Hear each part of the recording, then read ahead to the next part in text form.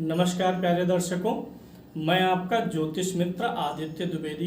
अगर आप अपनी कुंडली का परामर्श चाहते हैं, अपने प्रश्नों के उत्तर चाहते हैं, समस्याओं का समाधान चाहते हैं, खराब ग्रह दशाओं के उपाय जानना चाहते हैं, कुंडली मिलान करवाना चाहते हैं या किसी शुभ मुहूर्त के बारे में जानकारी लेना चाहते हैं, तो आप हमारे नंबर पर हमें कॉल कर सकते हैं या व्हाट्सएप मैसेज कर सकते हैं।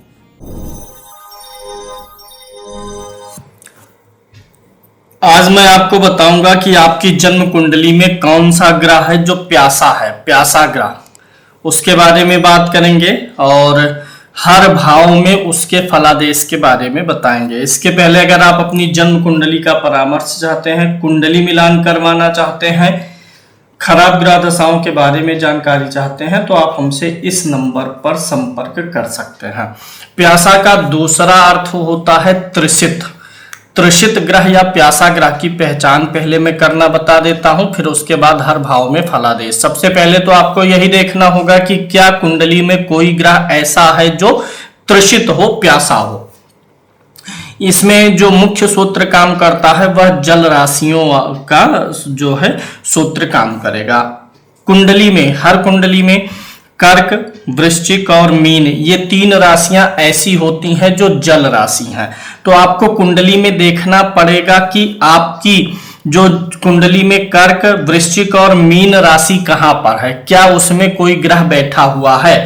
तो इसके लिए मान लेते हैं 4 नंबर यहां पर है, 5, 6, 7, 8, 9, 10, 11 और 12। अब यहाँ 12 नंबर है, 12वें भाव में मान लेते हैं इसमें कोई ग्रह बैठा है। यानी कि इस नियम में सिर्फ 4, 8 और 12 नंबर की गिनती कुंडली में कहाँ लिखा है वही देखना है आपको।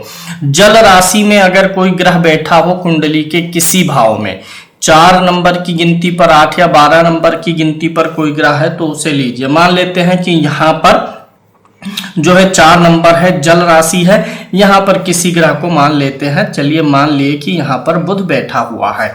तो अब पहला सूत्र कंप्लीट हुआ। इसमें 2 शर्तें होती हैं प्यासे ग्रह को ढूंढने के लिए, 2 शर्तें हैं। पहला तो कोई भी ग्रह अगर जल राशि में है, दूसरा उसके ऊपर किसी शत्रु ग्रह की दृष्टि हो। अब जैसे इस कुंडली में जो मैं आपको उदाहरण लेके सिखा रहा हूं, इसमें बुध जो है जल राशि में हो गया और मंगल जो है बुध का शत्रु है, तो मंगल की चौथी दृष्टि बुध पर आ गई है। तो यहाँ पर बुध जो है अब प्यासा ग्रह हो जाएगा। जल राशि में कोई भी ग्रह बैठा हो और उसके ऊपर उसके शत्रु की दृष्टि हो तो वह ग्रह त्रिशित ग्रह अर्थात प्यासा ग्रह की श्रेणी में आ जाता है। अब आपको थोड़ा सा आसान कर देते हैं क्या कि आप आसानी से अपनी कुंडली में ढूंढ पाए।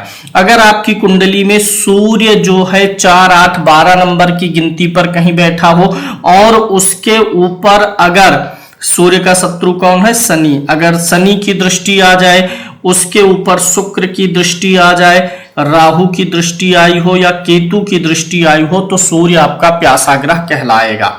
इसके अलावा अगर आपकी कुंडली में मंगल 4, 8, 12 नंबर की गिनती में मंगल बैठा हो और मंगल के ऊपर किस किस की दृष्टि आ जाए, बुध शत्रु है मंगल का, शनि की दृष्टि आ जाए, शुक्र भी शत्रु ही है, शुक्र का आ जाए, राहु की दृष्टि आ जाए, केतु की दृष्टि आ गई होगी, तो आपका मंगल प्यासा हो जाएगा। आपकी जन्म कुंडली में अगर बुध 4, 8, 12 नंबर में से किसी गिनती पर बुध बैठा हुआ है और बुध के ऊपर किसकी दृष्टि आ जाए, चंद्रमा की दृष्टि आ जाए, बुध के ऊपर जो है मंगल की दृष्टि आ जाए, तो आपका बुध जो है प्यासा ग्रह में आ जाएगा। गुरु की दृष्टि आने पर प्यासा नहीं होगा, सूर्य की दृष्टि से भी बिगड़ेगा नहीं, सूर्य और बुध में समता है, कोई शत्रुता विशेष नहीं है।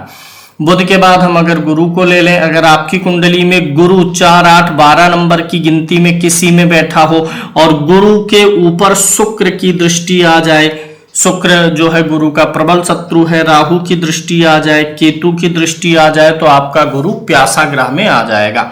इसी प्रकार से अगर शुक्र कुंडली में 4, 8, 12 नंबर की गिनती में बैठा हो और शुक्र के ऊपर दृष्टि आ जाए सूर्य की, तो आएगी नहीं क्योंकि सूर्य के पास 7वीं दृष्टि है और शुक्र जो है सूर्य से 7 भाव की दूरी पर कभी जाएगा ही नहीं। शुक्र के ऊपर मंगल की दृष्टि आ गई, बुध इसका मित्र ही है, गुरु की दृष्टि आ गई, यानी मंगल और गुरु की दृष्टि शुक्र पर पड़ने पर यह प्यासे ग्रह में आ जाएगा। इसी प्रकार से अगर आपकी कुंडली में शनि 4, 8, 12 नंबर की गिनती में बैठा हो और शनि के ऊपर सूर्य की दृष्टि हो, शनि के ऊपर मंगल की दृष्टि आ जाए, तो आपका जो है शनि प्यासा ग्रह में आ जाएगा।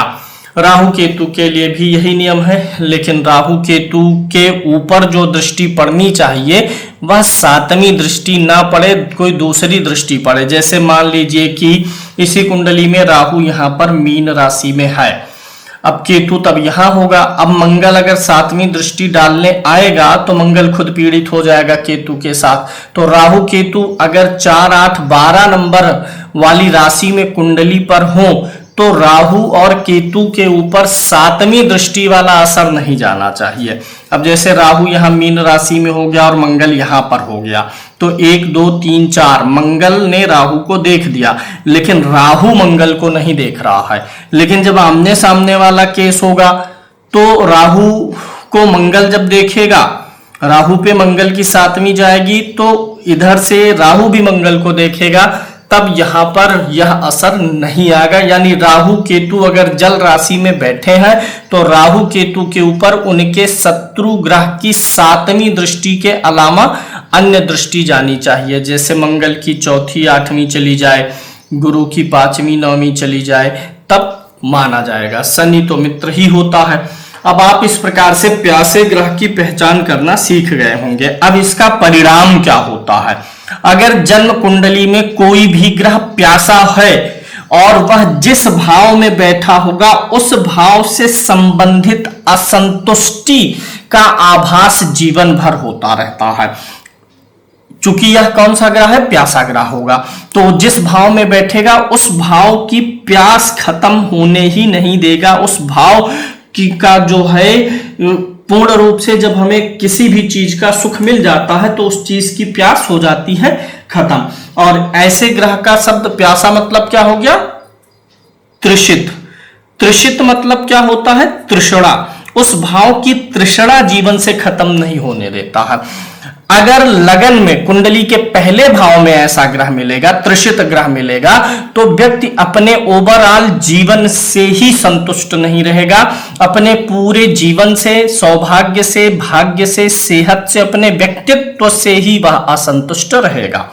द्वितीय भाव में अगर तृषित ग्रह होगा, प्यासा ग्रह होगा, तो व्यक्ति धन का प्यासा बना रहेगा, यानी उसके जीवन में धन की प्यास पूरी नहीं होगी।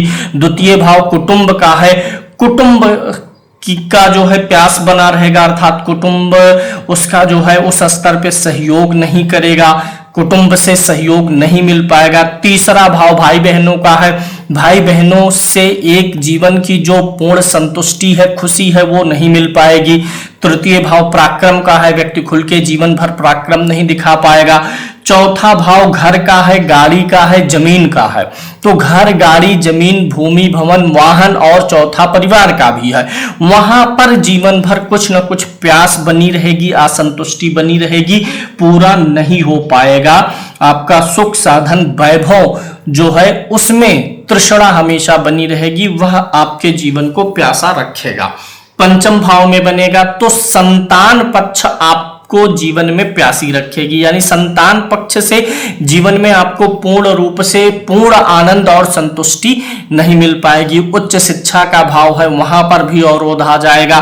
छठा भाव नौकरी का है, रोग का है, ऋण का है, शत्रु का है, कहीं ना कहीं ये जीवन भर आपको पीड़ित करने का प्रयास करेंगे। छठे भाव से संबंधित संतुष्टि जीवन में बन पाने में बड़ी दिक्कत आएगी। नौकरी के प्रति कभी आपकी जो है प्यास शांत ही नहीं हो पाएगी कि मन माफिक नौकरी, मन माफिक माहौल मिल जाए, मन माफिक सैलरी मिल गई हो। हमेशा नौकरी को लेकर के, विरोधियों को लेकर के, कर्ज आदि को लेकर के या कुछ नहीं रहेगा, तो रोग को लेकर के आप असंतुष्ट ही चलेंगे, पीड़ित ही चलेंगे।